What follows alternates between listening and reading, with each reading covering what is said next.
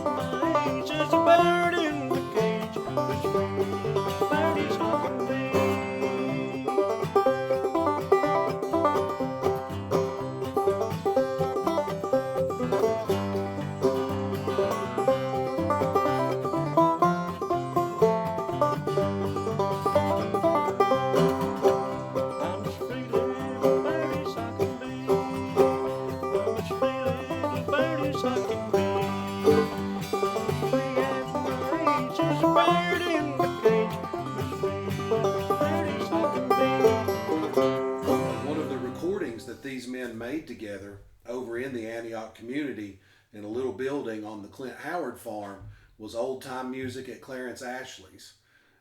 This recording has been preserved in the Library of Congress. It is part of the Folkways recordings with the Smithsonian, and it was consequently Doc Watson's first ever recording. But to say that that was an influential piece of art is a gross understatement. Generations of musicians were influenced by these men, and it's easy to overlook because sometimes you're too close to something to see it. And so we've grown up here. I know, speaking for myself personally, I grew up here with a good friend of mine, Christy Dunn, who I went to school with. And as I recall, when we were children, we never talked about that her grandfather was a musician. I once jokingly told her, I didn't realize your grandfather was famous.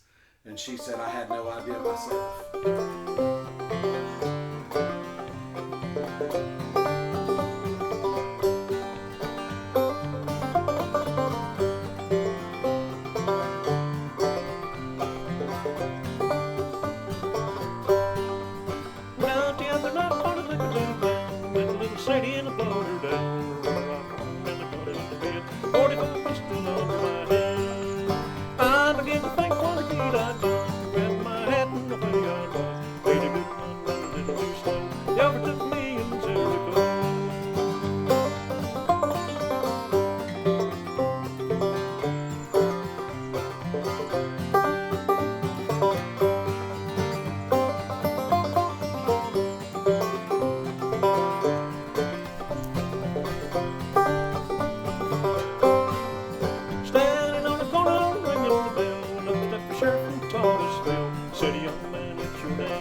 Remember the night you blew Sadie down?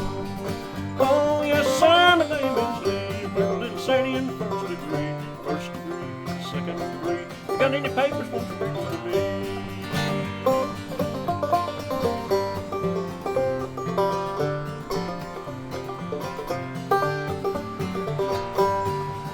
Took me downtown, dressed me in black, put me on the train and started me back. All the way back to that Knoxville. Had no money for to go my band. Judge and the jury took their stand. The judge held the papers in his right hand. 41 days, 41 nights, 41 years with the ball and stride. I want to tell you a story about GB and Tom. They were up in the coal fields of West Virginia, a buskin, playing in a bar up there. And a big fight started in this bar. And Tom Bamman was partially blind. And Tom grabbed Bamman around the neck and he started out the door. He said, now you boys wouldn't hit a blind man, would you? I met Jerry Moses in Canada years and years ago. He was living there then at that time, and so was I. I lived there nearly 50 years before I came to Ireland. And I don't know how, but him and me got together playing old-time music, and he persuaded me to go south to one of the festivals, take a banjo with me. So Claire Reno, another fellow from Windsor, Ontario, where I lived, him and me went down, and we went to Gaelics. And when we got there, we met all these people that Jerry Moses knew, from around Mountain City mostly. And they just welcomed us right in, and we camped with them, and we played music, and we listened to music, and we talked to people, and we had a wonderful time.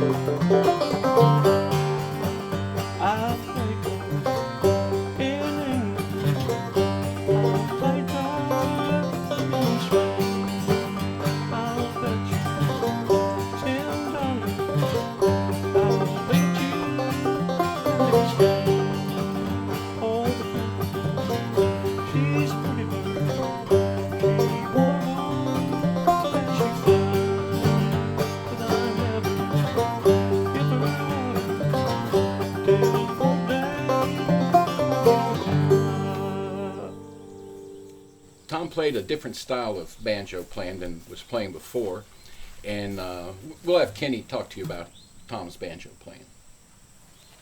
Okay, Tom called it sawmill key, but he tuned the second string up to a C note, that one to a C note, and left the rest of them just like they are in a G note. And he called it a sawmill key, and he played a lot of songs in that sawmill key, and it made everything different. It made his style of music.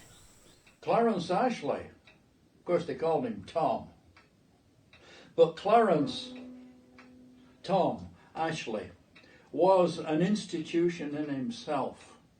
And that's why I opened this little show of mine with the cuckoo bird, one of his favorites, and for me, one of the best things that he ever did.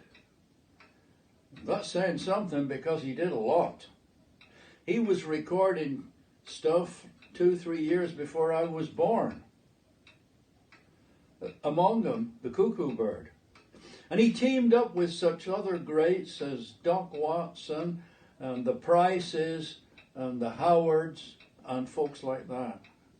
And I can remember years and years ago, before I'd even been down there listening to, I think it was the Folkways, old-time music at Tom Ashley's. And that could be the same porch where you fellas are celebrating this long journey home today.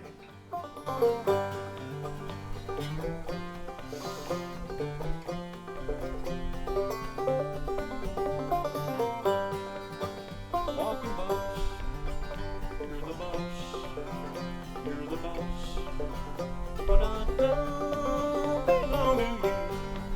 I belong, I belong, with that steel dragon.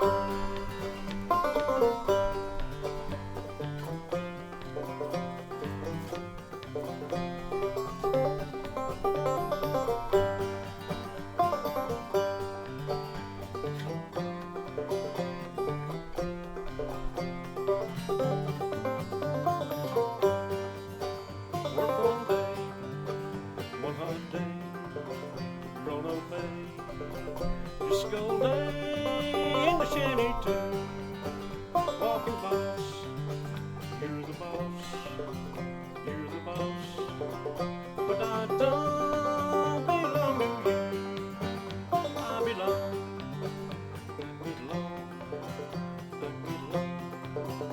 with that steel dragon.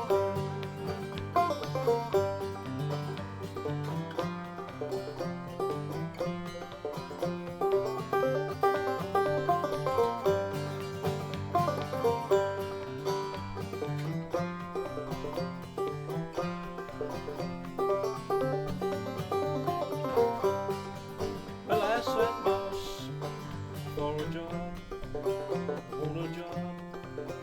He said, son, what can you do? I can run a track, I can pull a jack, I can pull a jack, I can pick and shovel too. Walking boss, you're the boss, you're the boss, but I don't belong to you. Growing up with my dad, he used to write letters for Tom. Tom was a good businessman, had a good business head on him, and Dad was a good scribe. He could really write well and spell good. And he'd write these letters for Tom, and he'd come down here, and we'd sit under this big oak tree here, and Tom would walk back and forth on this walkway here. And when he would think of something to say, he'd turn around and point at my dad, and my dad would write it down. I remember that so well. And he used to come up to the house, and my dad would go out, and I'd be a boy with following my dad around, and I'd get in the back seat, and they'd get to talking, and I'd be, listening, and to what was going on and everything, and I was so fortunate to be able to be among those guys and be with them. I would just put it like that. I was just so fortunate to be able to be with them. I believe that to influence any future musician is to influence every future musician that they influence. And you don't have to get too far down the line before you've influenced people without them being aware of it. And that is most certainly the case with these men. I'll give you an example. One very famous musician who spoke openly about Clarence Tom Ashley was Jerry Garcia, founder of the Grateful Dead. And, you know, generations and legions of Grateful Dead fans, Deadheads as they're called, may or may not be aware, I dare say many of them not aware, of who Tom Ashley is. And that just speaks to the breadth of his influence. Other musicians like Joan Baez and Bob Dylan were influenced. So one of our goals here is to make people aware of these musicians and their influence, and so that future musicians will know that Tom Ashley, Fred Price, Clint Howard were influences of theirs. Even if they don't know their whole catalog or they can't necessarily sing all of their songs, if they were influenced by perhaps Kenny Price, or maybe they've sat on the porch at his sister Lois Price Dunn, maybe they've sat on the porch at her restaurant and listened to her sing Little Birdie, then they've been influenced by her, and they've been influenced by Fred, and they've been influenced by Clint, and they've been influenced by Tom, because all of those were influences of hers. It's like a family tree, and it's certainly something worth preserving. Just as Mr. Garcia said when he spoke of Tom, that he learned to play the clawhammer banjo listening to The Cuckoo Bird by Tom Ashley, which is certainly one of his signature songs, probably his foremost well-known song. But a lot of the Grateful Dead music didn't feature clawhammer banjo, but Jerry Garcia was known as a musician, a folk musician. He spent time around the Carter family and in Southwest Virginia, and played banjo on bluegrass records. So just to know the final sum total, if you will, of the influence these musicians had is impossible. It simply cannot be measured.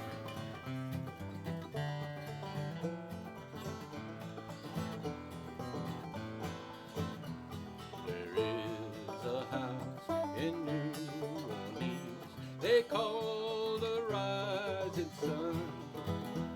It's been the ruin of many a poor boy, and God, I know I'm one. My mama was a seamstress.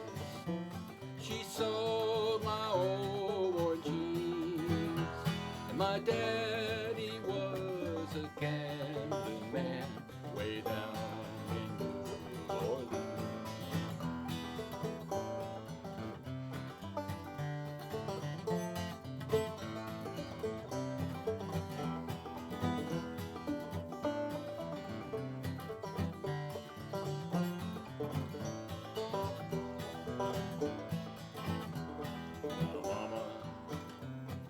Children, not to do what I have done, for it's been the ruin of many a poor boy, and God, I know I'm one.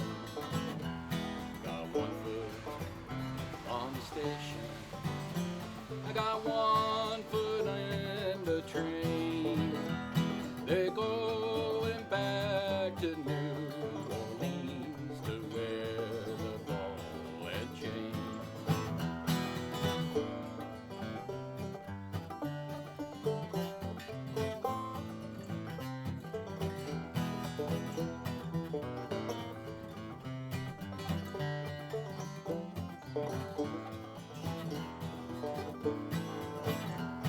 There is a house in New Orleans they call the Rising Sun, and it's been